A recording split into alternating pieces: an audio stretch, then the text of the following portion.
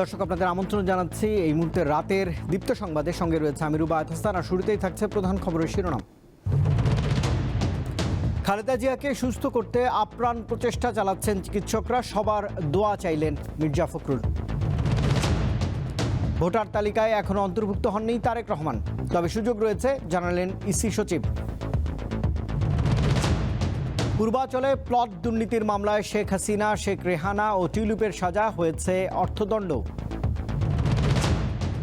নবায়নযোগ্য জ্বালানি খাতে সরকারি ক্রয় নীতিমালার ত্রুটিতে আসছে না সাফল্য, বলছে সিপিডি।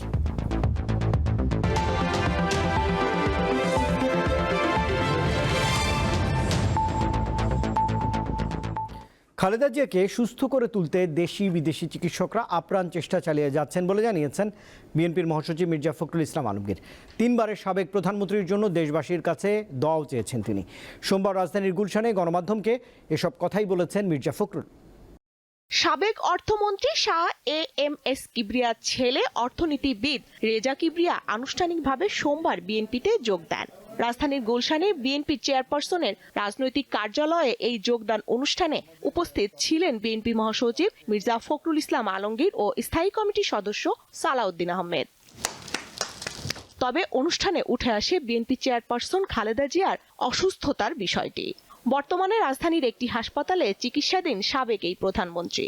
তার শারীরিক অবস্থা সম্পর্কে অবহিত করেন বিএনপি মহাসচিব। ডক্টর জাহিদ দায়িত্ব দেওয়া হয়েছে, তিনি এটা আপনাদের সামনে নিশ্চয়ই আজকে বলবেন। আমি শুধু এটুকু বলতে পারি যে তিনি অসুস্থ এবং আমাদের চিকিৎসকরা কাজ করছেন, আপ্রাণ চেষ্টা করছেন।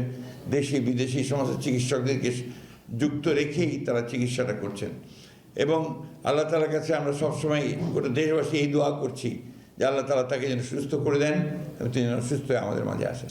অনুষ্ঠানে দলটির নেতারা বলেন, জনগণের সমর্থনে ক্ষমতায় গেলে গণতান্ত্রিক ও অর্থনৈতিক সমৃদ্ধ বাংলাদেশ গড়ে তুলবে বিএনপি।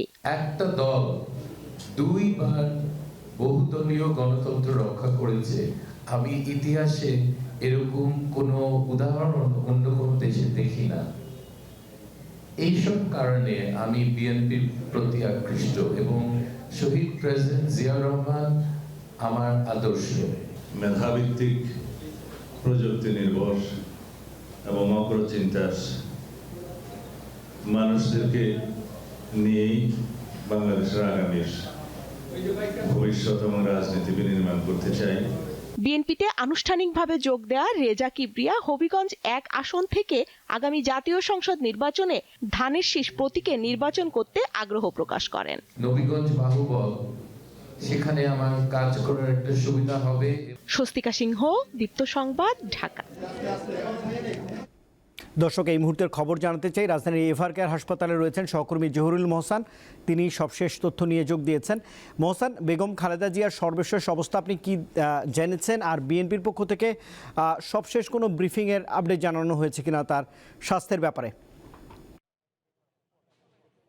রুবাইদ, বিএনপির পক্ষ থেকে এখন দুপুরের পর বা আজকে সারাদিনে এসে অফিসিয়ালি কোনো ব্রিফিং করা হয়নি। তবে আমরা দুপুরবেলা বিএনপির ভাইস প্রেসিডেন্ট আহমেদ আজম খান তিনি এসেছিলেন এবং তিনি বলেছিলেন যে খালেদা জিয়ার বর্তমান অবস্থা অত্যন্ত সংকটাপন্ন। তবে এরপরে বিএনপি থেকে একটি বিবৃতি দেওয়া হয়েছে যে খালেদা জিয়ার ব্যক্তিগত চিকিৎসক জাহিদ ওনার কোনো বক্তব্য ছাড়া কারো বক্তব্য যাতে আসলে ব্যবহার করা না হয়। তবে আমরা এখন রয়েছি রাজধানীর বসুন্ধরা এভার কেয়ার হাসপাতালের সামনে। এখানেই এর ভেতরে আসলে সাবেক প্রধানমন্ত্রী এবং বিএনপি চেয়ারপারসন বেগম খালেদা জিয়ার চিকিৎসা চলছে এবং তার চিকিৎসা তার গত 23 নভেম্বর থেকে তিনি আসলে এখানে ভর্তি রয়েছেন এবং আমরা দেখেছি আজকে সারাদিন কিন্তু বিএনপির বিভিন্ন নেতাকর্মী খালেদা জিয়ার সর্বশেষ শারীরিক অবস্থা জানতে এখানে ভিড় করেছেন এবং এখন মধ্যরাতেও কিন্তু আমরা দেখছি যে এখানে কিন্তু বেশ নেতাকর্মীদের ভিড় রয়েছে এবং সারাদিনই আসলে এই ভিড় ছিল এবং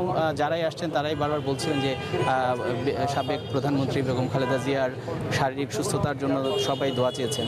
এছাড়া আমরা রাত 9টায় জানতে পেরেছি যে বিএনপি স্থায়ী কমিটির যে সদস্যরা রয়েছেন এবং লন্ডনে তারেক রহমানের সাথে তার সভাপতিত্বে কেন্দ্রীয় কার্যালয়ে আসলে একটি মিটিং হচ্ছে এবং সেই মিটিংয়ে বেগম খালেদা জিয়ার শারীরিক অবস্থা নিয়েও আসলে সেখানে আলোচনা হচ্ছে।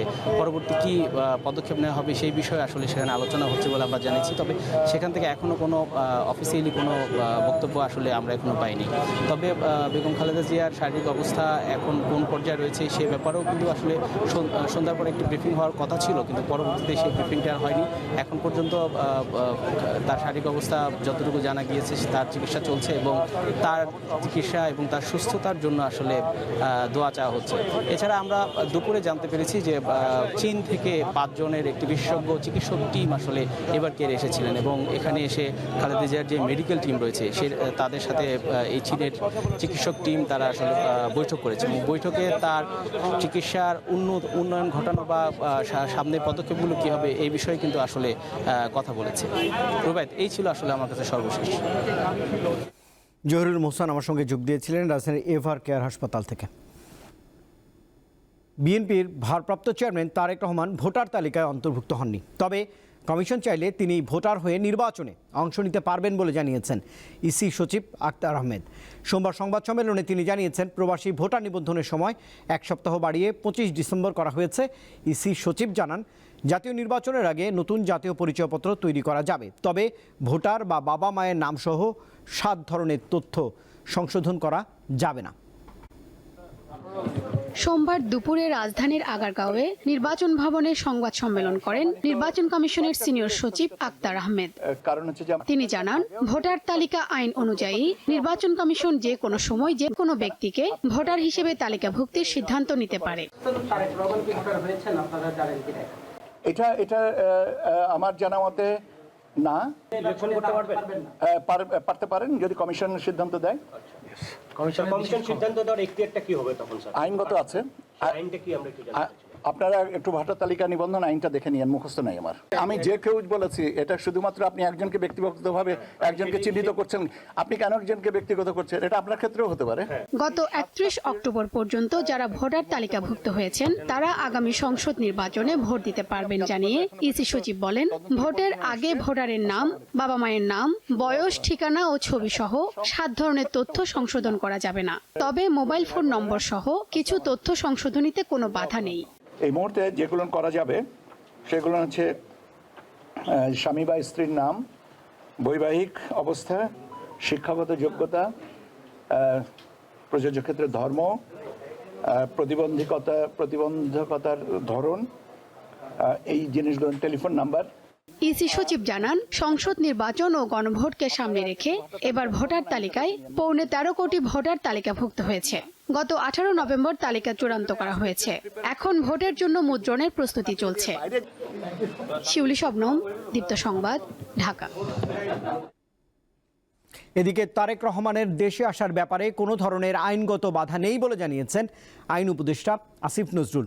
কোনো বাধা থাকলেও সেক্ষেত্রে সর্বোচ্চ সহযোগিতা করা হবে সরকারের পক্ষ থেকে, এমনটা তিনি নিশ্চিত করেছেন। সোমবার সচিবালয়ে সাংবাদিকদের প্রশ্নের জবাবে আসিফ নজরুল এসব তথ্যই জানিয়েছেন। এটা মা ছেলের সম্পর্ক, এখানে কোনো বেগম খালেদা জিয়ার কোনো ইনস্ট্রাকশন আছে কিনা বা এখানে ব্যক্তিগতভাবে তারেক রহমানের কোনো রকম চিন্তা আছে কিনা সেটা তো প্রিজাজ করার বা সেটার ব্যাপারে কমেন্ট করার আমার কাছে রুচিকর মনে হয় না। তারেক রহমানের বাংলাদেশে আসার ব্যাপারে কোনো রকম আইনগত বাধা আছে বলে আমার জানা নাই, আর যদি কোনো বাধা থেকেও থাকে এটা অবশ্যই আমরা জানলে ওনাকে সর্বোচ্চ সহযোগিতা করব, ওনার নিরাপত্তার ব্যাপারে আমরা সর্বোচ্চ সহযোগিতা করব। পূর্বাচল নতুন শহর প্রকল্পের রাজুকের প্লট বরাদ্দের দুর্নীতির মামলায় ব্রিটিশ এমপি টিউলিপ সিদ্দিকের 2 বছর, ক্ষমতাচ্যুত প্রধানমন্ত্রী শেখ হাসিনার 5 বছর এবং তার বোন শেখ রেহানাকে 7 বছরের কারাদণ্ড দিয়েছে আদালত। মামলার অপর 14 আসামিকে 5 বছর করে কারাদণ্ড দেওয়া হয়েছে। ঢাকার বিশেষ জজ আদালত 4-এর বিচারক সোমবার এমন রায় ঘোষণা করেছেন। গণ অভ্যুত্থানে আওয়ামী লীগ সরকারের পতনের পর শেখ হাসিনা সহ তার পরিবারের অন্য সদস্যদের বিরুদ্ধে দুর্নীতির নানা অভিযোগ ওঠে। এক পর্যায়ে টিউলিপ সিদ্দিকের নামও আসে। দুর্নীতির একাধিক অভিযোগে বাংলাদেশে তদন্ত শুরুর পর সমালোচনার মুখে যুক্তরাজ্যের অর্থ মন্ত্রণালয়ের অর্থনীতি বিষয়ক মিনিস্টারের পদ থেকে গত 14 জানুয়ারি পদত্যাগ করেন তিনি। এবার বাংলাদেশে শাস্তি হলো এই ব্রিটিশ এমপির। দুর্নীতি দমন কমিশন দুদক গত 13 জানুয়ারি মামলাটি দায়ের করে। অভিযোগে বলা হয়, টিউলিপ সিদ্দিক যুক্তরাজ্যের ক্ষমতাসীন দল লেবার পার্টির এমপির ক্ষমতা ব্যবহার করে মা শেখ রেহানা, বোন আজমিনা সিদ্দিক ও ভাই রাদওয়ান মুজিবের নামে পূর্বাচল নতুন শহর প্রকল্পে প্লট বরাদ্দ নেন। তিনজনই পূর্বাচলে 10 কাঠা করে প্লট বরাদ্দ পেয়েছেন। তবে এ মামলায় শুধু রেহানার প্লট পাওয়ার বিষয়টি উল্লেখ করা হয়েছে। আজমিনা ও রাদওয়ানকে অন্য দুটি মামলায় আসামি করেছে দুদক।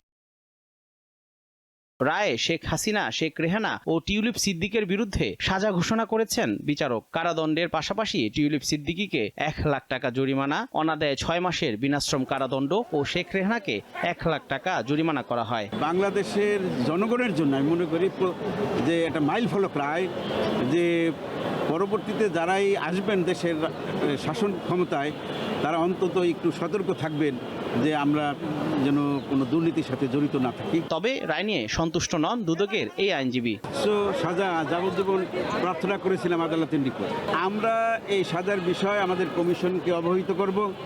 কমিশন বাংলাদেশ সরকারের সাথে কমিউনিকেট করবে। এই মামলার অন্য 14 আসামিকে 5 বছর করে কারাদণ্ড দেওয়া হয়েছে। একমাত্র খুরশিদ আলম ছাড়া বাকিরা সবাই পলাতক। ফলে তাদের পক্ষে কোনো আইনজীবী মামলা লড়ার সুযোগ পাননি। জহুরুল মোহসান, দীপ্ত সংবাদ, ঢাকা। নবায়নযোগ্য জ্বালানি খাতে সরকারি ক্রয় নীতিমালায় জবাবদিহিতার ঘাটতি এবং ত্রুটি রয়েছে বলে জানিয়েছে centre for policy dialogue CPD. সোমবার গবেষণা প্রতিষ্ঠানটি জানিয়েছে, দরপত্র অনলাইনে জমা দেওয়ার সুবিধা থাকলেও পরবর্তী কার্যক্রম আগের পদ্ধতিতেই চলছে, ফলে অর্জিত হচ্ছে না কাঙ্ক্ষিত লক্ষ্য। দেশের জ্বালানি সংকট সমাধানের লক্ষ্যে সম্প্রতি পাবলিক প্রকিউরমেন্ট অ্যাক্ট সংস্কারের উদ্যোগ নেয় বিদ্যুৎ, জ্বালানি ও খনিজ সম্পদ মন্ত্রণালয়। এর উদ্দেশ্য 2030 সালের মধ্যে মোট বিদ্যুৎ চাহিদা শতকরা 20% এবং 2040 সালের মধ্যে 30% নবায়নযোগ্য উৎস থেকে পূরণ করা। নতুন নীতিমালার আওতায় অনেক প্রতিষ্ঠান দরপত্রে অংশগ্রহণ করে।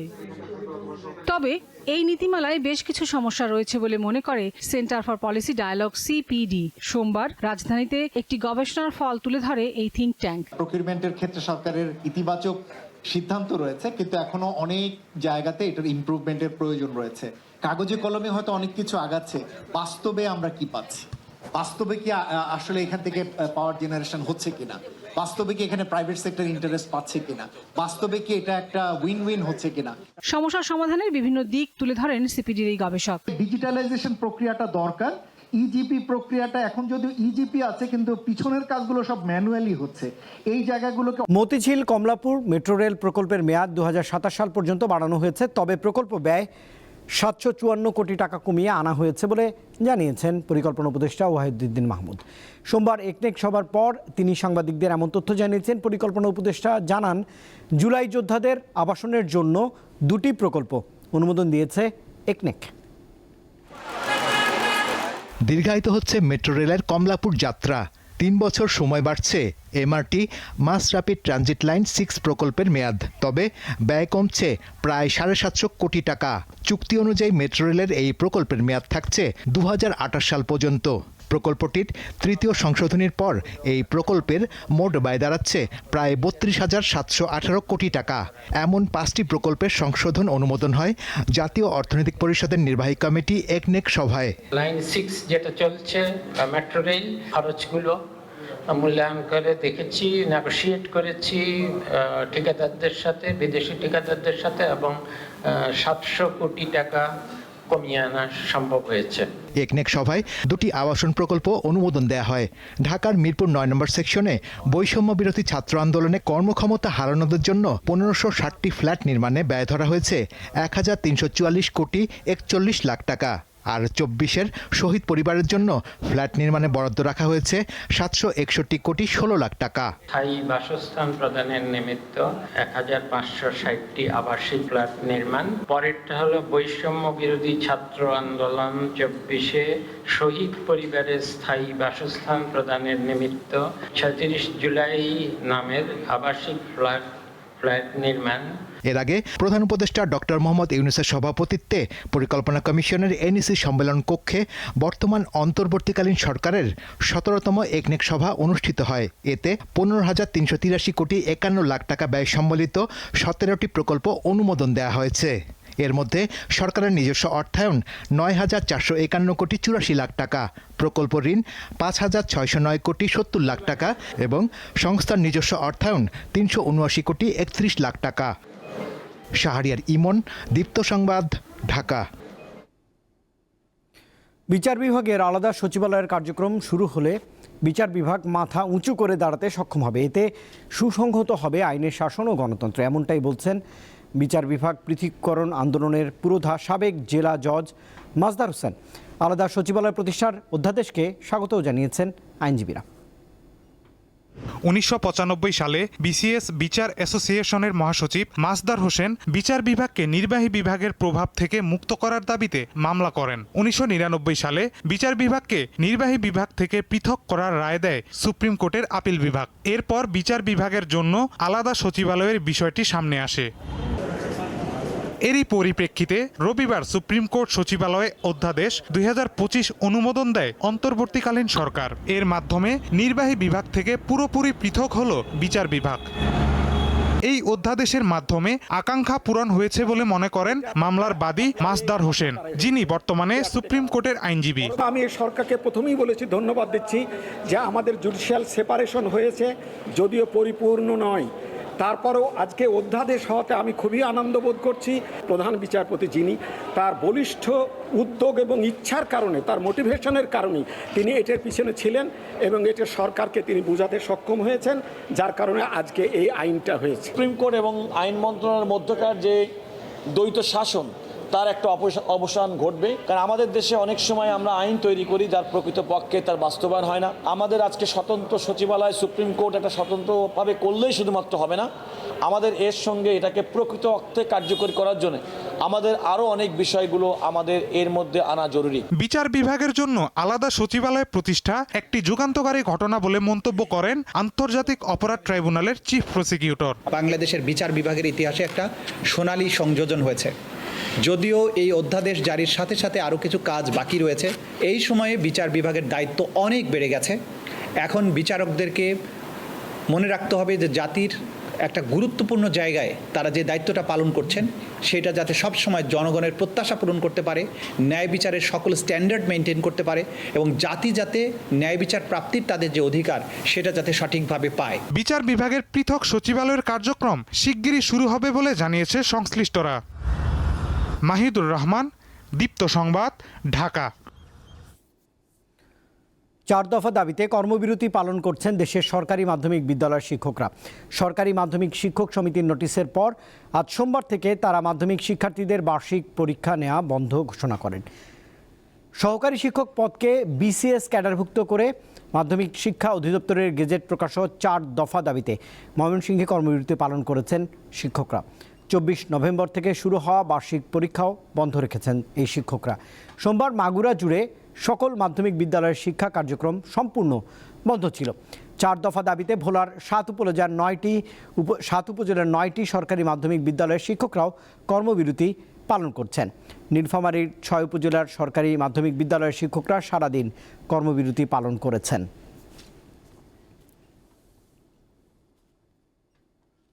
নানা জটিলতার পর আজ সোমবার থেকে শুরু হলো কক্সবাজার থেকে সেন্ট মার্টিনে জাহাজ চলাচল। প্রথম দিন প্রবাল দ্বীপের উদ্দেশ্যে যাত্রা করেছে 3টি জাহাজ। কক্সবাজার শহরের নুনিয়ারছড়ার বিআইডব্লিউটিএ ঘাট থেকে জাহাজগুলো ছেড়ে গেছে। সোমবার সকাল 7টায় কর্ণফুলী এক্সপ্রেস, এমভি বারোয়াউলিয়া ও কেয়ারি সিনবাদ জাহাজ সেন্ট মার্টিনের উদ্দেশ্যে ছেড়ে যায়। চলতি মৌসুমে কক্সবাজার সেন্ট মার্টিন রুটে প্রথম এই যাত্রায় রয়েছেন কমপক্ষে 1174 জন পর্যটক। MV Karnaphuli express, MV Baroaulia, Keari Sindbad ও কেয়ারি ক্রুজ অ্যান্ড ডাইন নামের 4টি জাহাজ কক্সবাজার থেকে সেন্ট মার্টিন নৌপথে চলাচলের অনুমতি নিয়েছে।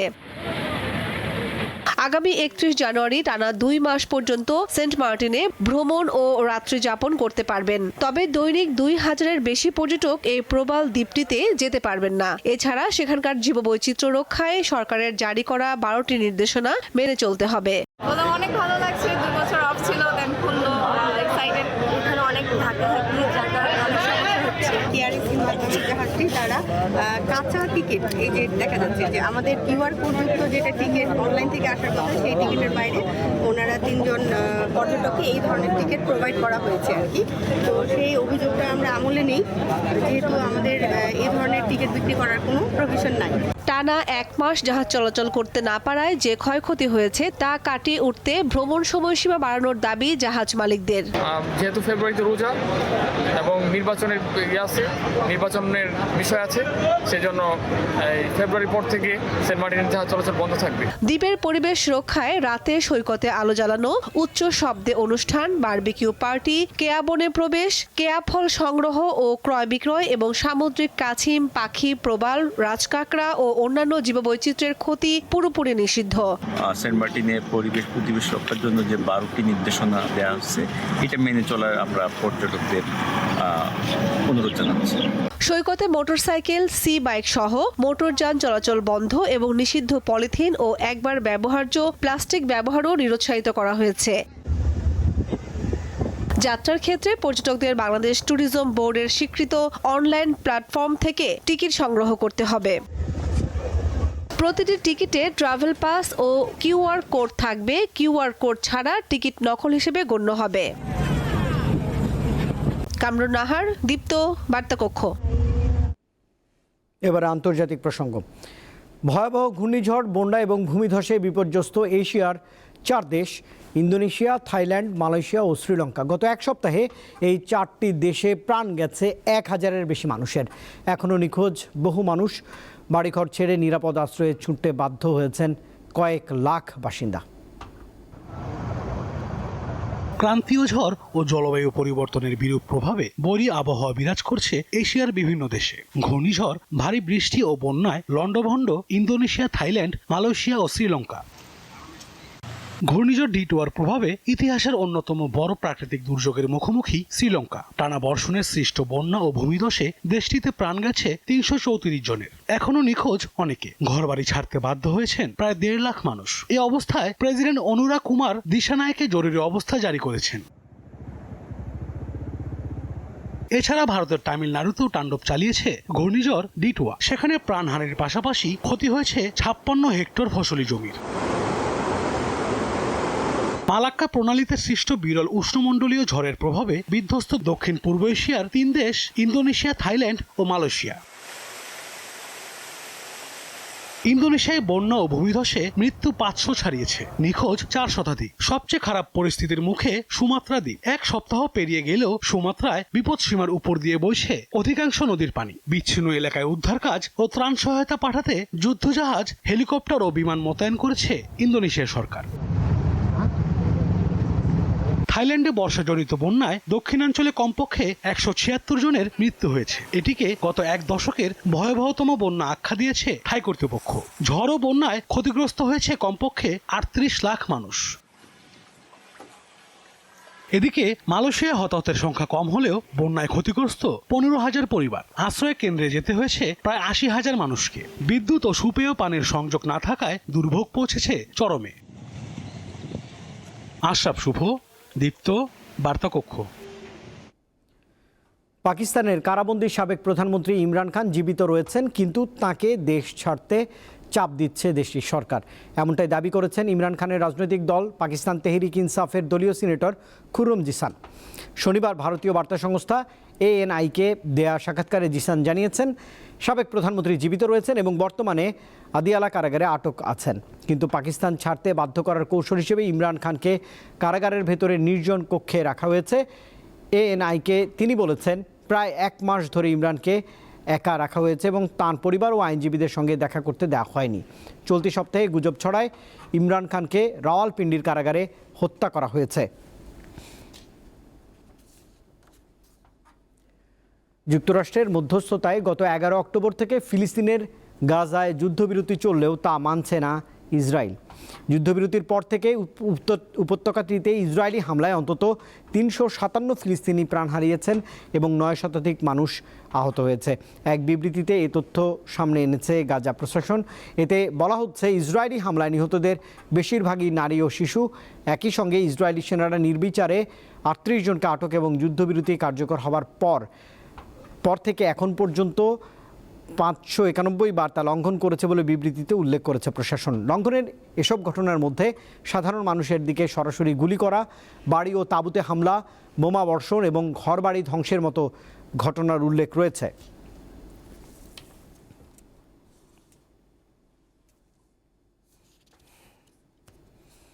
এবারে খেলার খবর জানাচ্ছি।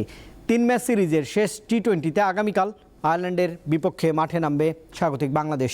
চট্টগ্রামের বীরশ্রেষ্ঠ মতিউর রহমান স্টেডিয়ামে ম্যাচটি শুরু হবে দুপুর 2টায়। প্রথম 2 ম্যাচ শেষে 1-1 সমতায় থাকায় এই ম্যাচটি অলিখিত ফাইনাল।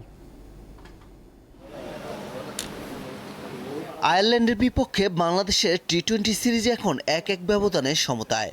তাই সিরিজ নির্ধারণী ম্যাচে মুখোমুখি হবে 2 দল। আর ফেব্রুয়ারিতে টি20 বিশ্বকাপের আগে এটাই বাংলাদেশের শেষ ম্যাচ।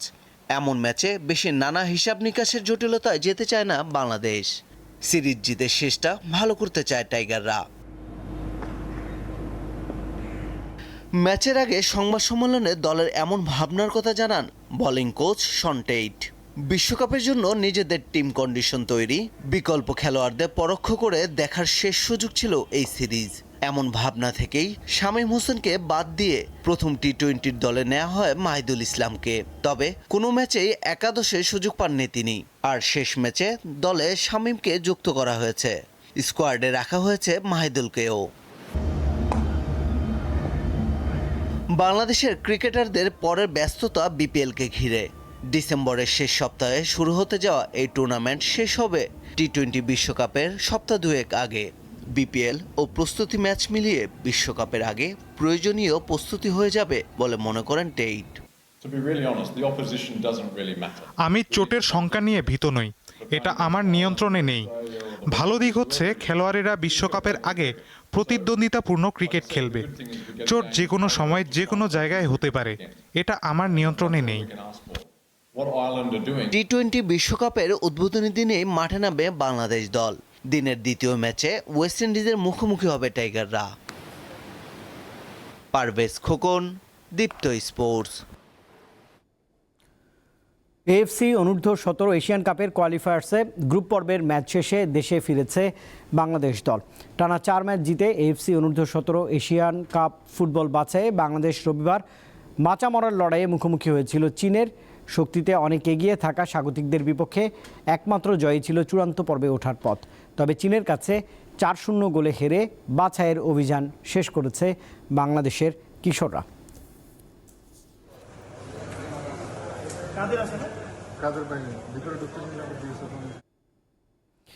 জুনিয়র বিশ্বকাপ হকিতে বাংলাদেশ অনূর্ধ্ব-21 দল দ্বিতীয় ম্যাচে দক্ষিণ কোরিয়ার সঙ্গে 3-3 গোলে ড্র করেছে।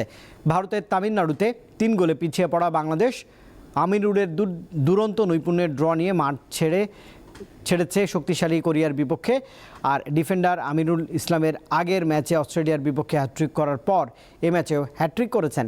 পুল পর্বে নিজেদের তৃতীয় ম্যাচে আগামীকাল মঙ্গলবার বাংলাদেশ মুখোমুখি হবে 2 বারের রানার্স আপ ফ্রান্সের বিপক্ষে।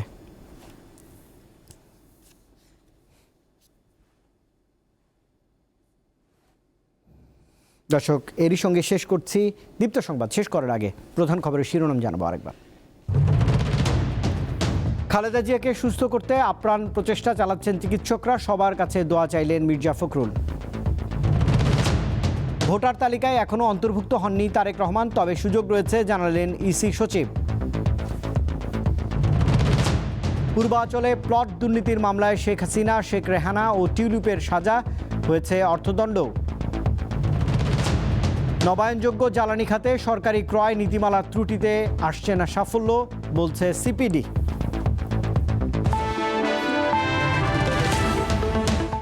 আর দর্শক, এই ছিল এখনকার মতো। এতক্ষণ সঙ্গে থাকবার জন্য ধন্যবাদ সবাইকে। আরও তথ্য বিনোদনের জন্য আপনি যুক্ত থাকতে পারেন দীপ্ত টেলিভিশনের ডিজিটাল প্ল্যাটফর্মগুলোতে।